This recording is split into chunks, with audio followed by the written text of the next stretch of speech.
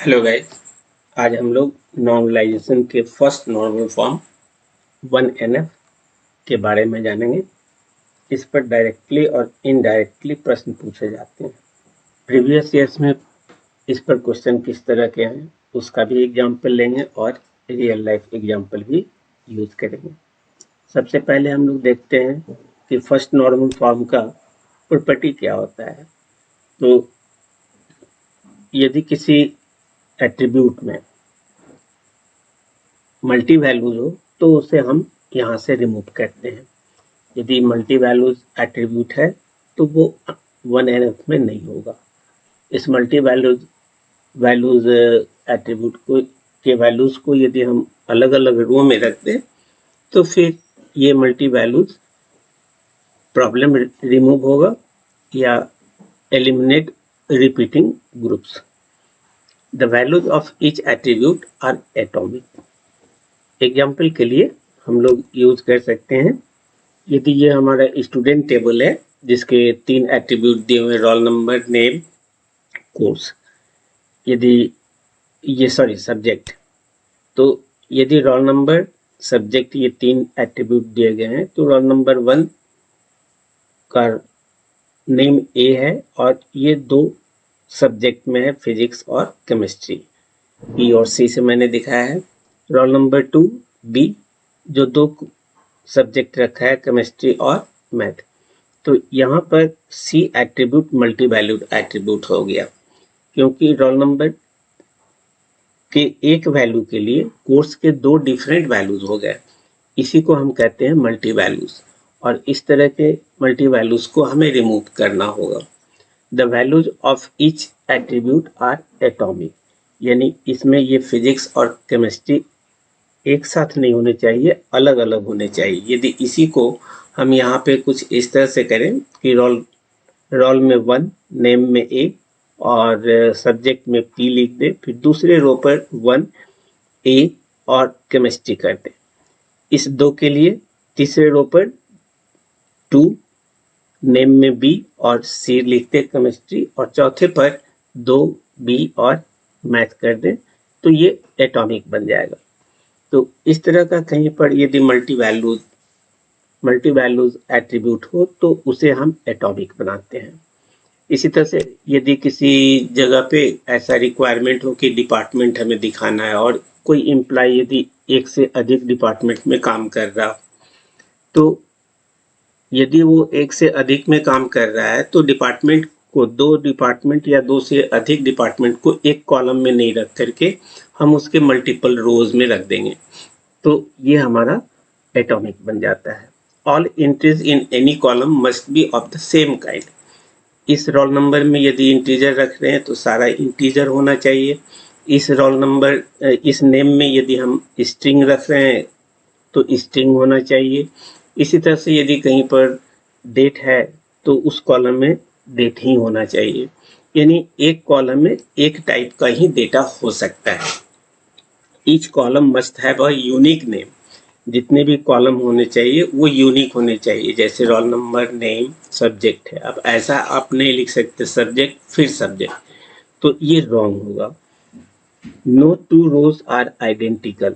यदि 1A PC और फिर से हम लिख दे 1A PC तो ये संभव नहीं है। यहाँ पे कहते हैं नो 2 रोज आर आइडेंटिकल। 2 रो एक जैसा नहीं हो सकता है, कोई ना कोई एक कॉलम चेंज होना चाहिए। The order of rows and columns is not relevant. आप रोल नंबर को पहले रखिए, नेम को बाद में कीजिए, ऑर्डर कोई मायने नहीं रखता। चाहे वो कॉलम, किसी भी कॉलम को किसी के बाद किसी के पहले रख सकते हैं, रो को भी आप कहीं भी रखें। The order of rows and columns is not irrelevant. ये कोई मायने नहीं रखता है। और according to doctor Edgar F Codd, a table should not contain any multi valued attribute, जो कि पहले ही हम बता दिए। अब इसी प्रिंसिपल को हम डायग्राम से भी दिखा सकते हैं ताकि आप इसको आसानी से समझ सकें। तो डायग्राम क्या है? ये हमारा डायग्राम है कि 1NF में आने के लिए जरूरी है 1NF में आने के लिए जरूरी है कि आपका जो टपल्स है वो एटॉमिक होना चाहिए, यानी each attribute holds a single और invisible value. All entries in a column share the same data type. जो अभी आपको हमने बताया कि रोल नंबर में इंटीजर है तो इंटीजर ही हो सकता है, नेम में स्ट्रिंग है तो स्ट्रिंग ही रखेंगे, डेट में डेट है तो डेट ही केवल उस कॉलम में हो सकता है। नो आइडेंटिकल रोज, दो रो एक तरह का नहीं हो सकता है।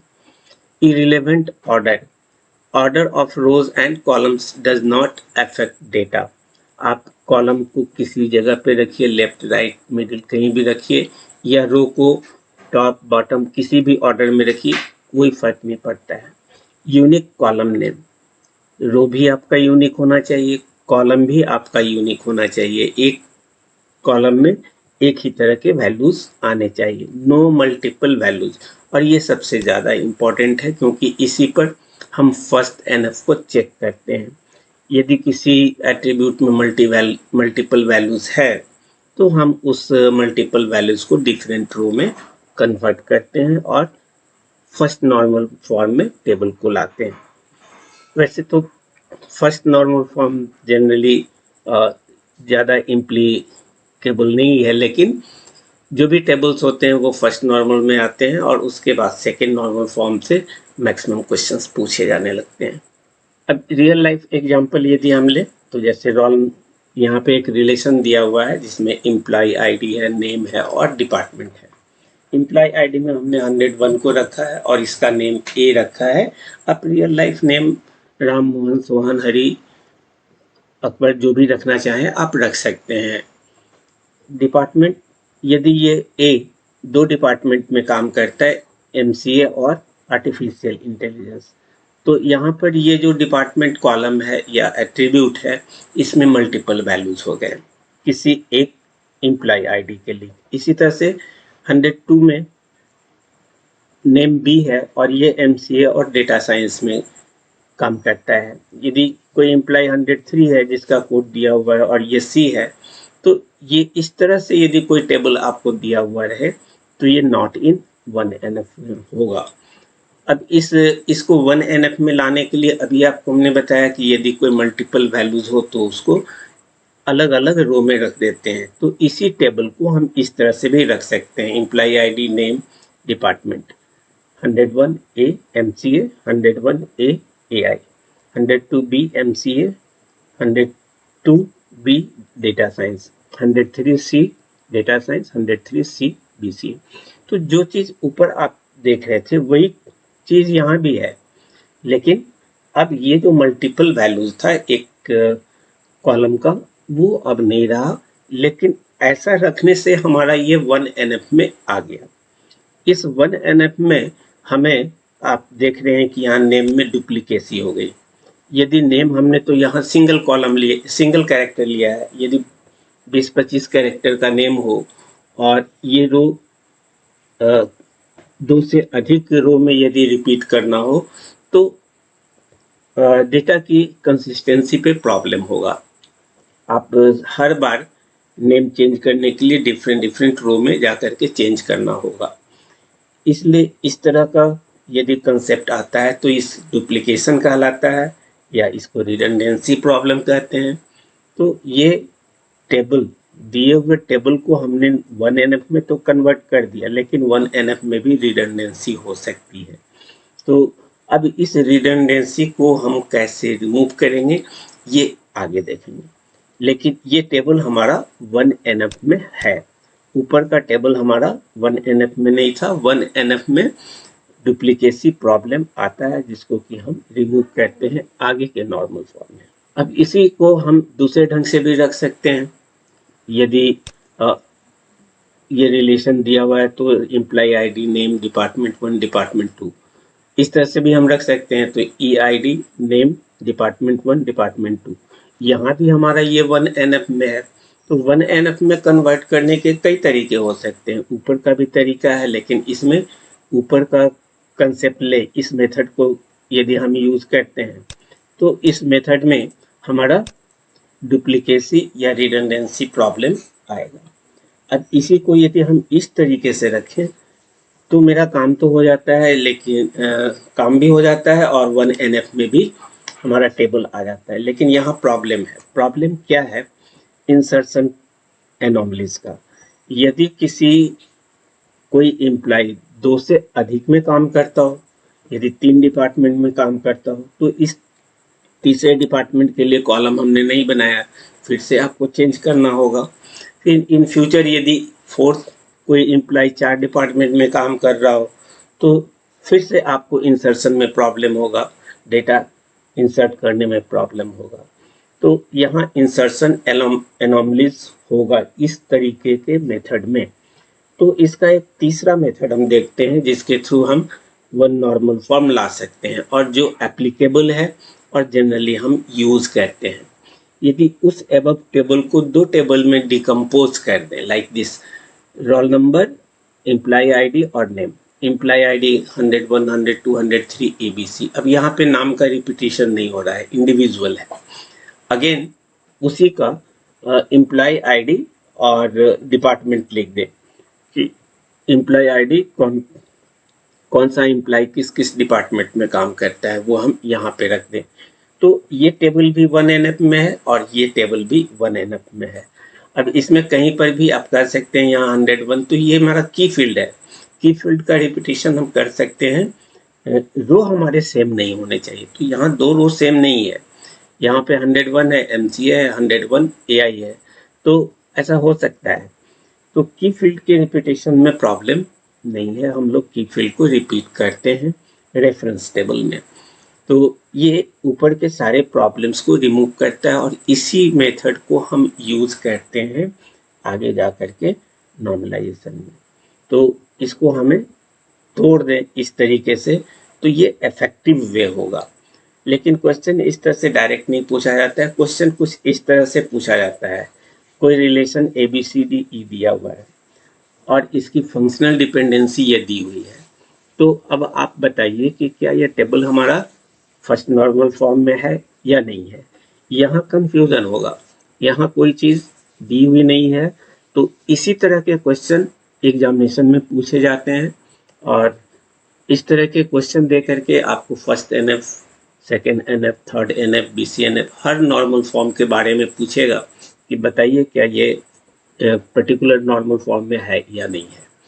तो इस तरह के प्रॉब्लम को सॉल्व करने के लिए जो रियल लाइफ नहीं है हमारे क्वेश्चंस में पूछा जाता है, हम क्या करते हैं, सबसे पहले जितने भी फंक्शनल डिपेंडेंसीज हैं उनके राइट साइड के एट्रीब्यूट को चेक करते हैं कि जो राइट साइड एट्रीब्यूट है वो इस रिलेशन में दिया हुआ है, कौन कौन सा दिया हुआ है। तो B है और C है, B और C को काट दीजिए।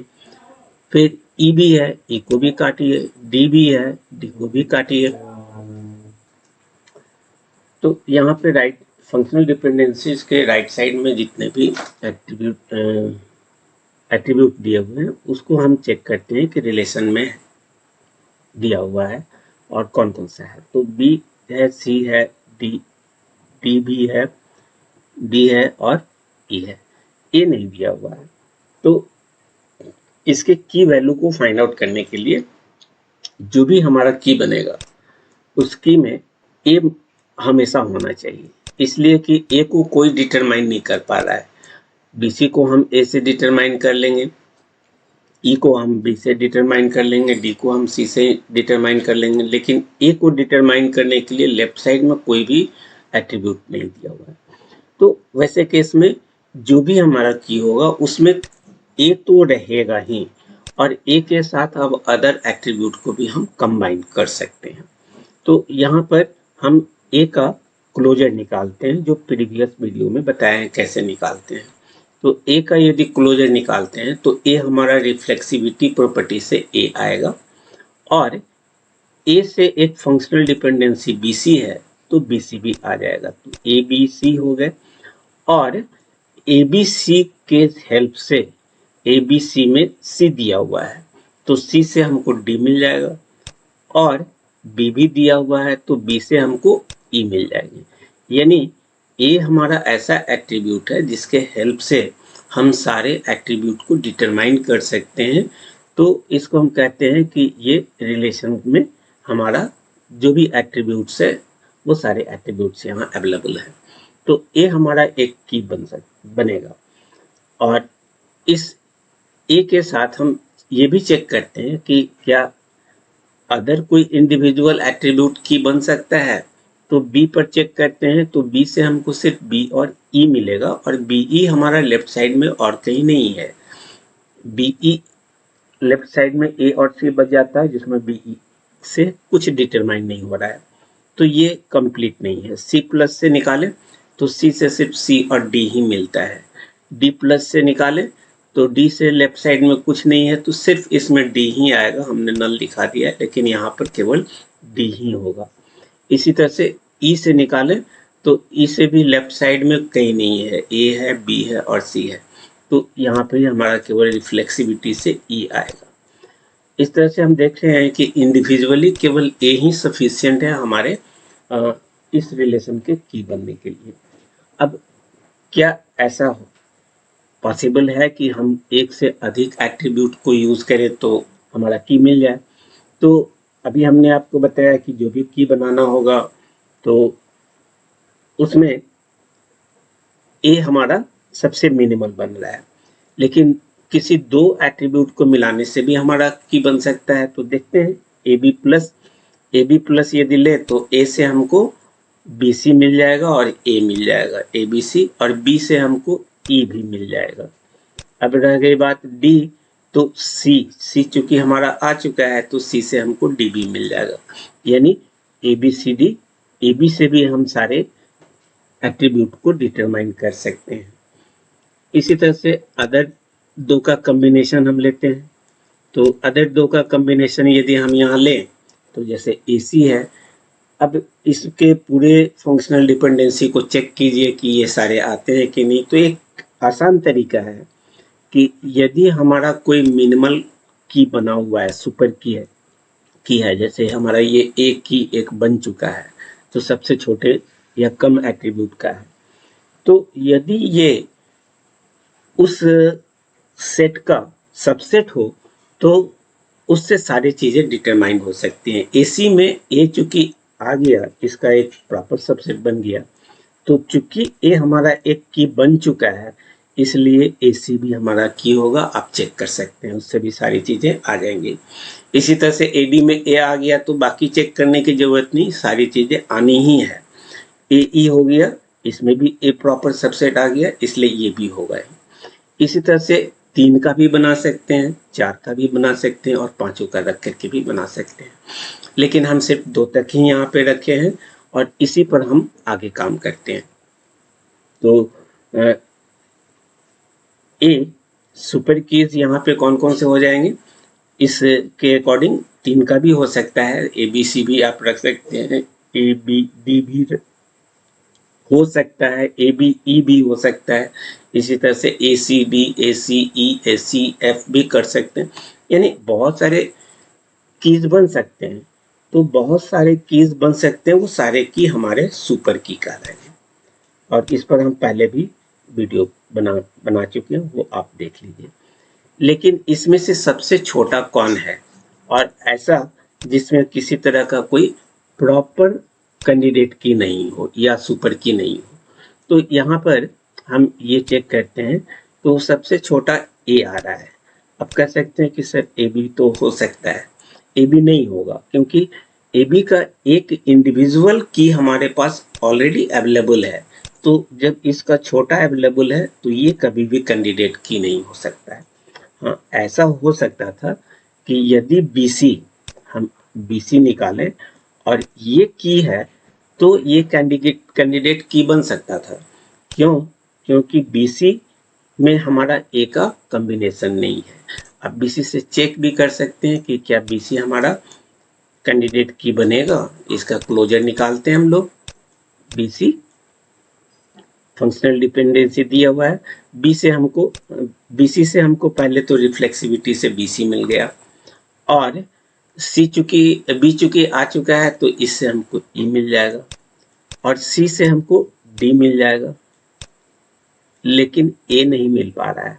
इसलिए BC हमारा नहीं हो सकता। यदि इससे A भी आ सकता था, ऐसा होता, तो हम BC को भी कैंडिडेट की बनाते, क्योंकि BC में A का कॉम्बिनेशन या प्रॉपर सबसेट नहीं है, लेकिन नहीं है इसलिए ये नहीं होगा। अब यदि 3 का हम बनाएं तो उसमें से ये सारे कीज में से कोई ना कोई प्रॉपर सबसेट आएंगे ही, इसलिए आगे सुपर की तो बन सकता है, कैंडिडेट की नहीं बन सकता है। तो इसका एक ही सिर्फ कैंडिडेट की हो गया A, और यदि A हमारा कैंडिडेट की बना तो इससे हम प्राइम एट्रीब्यूट और non prime attribute find out कर सकते हैं।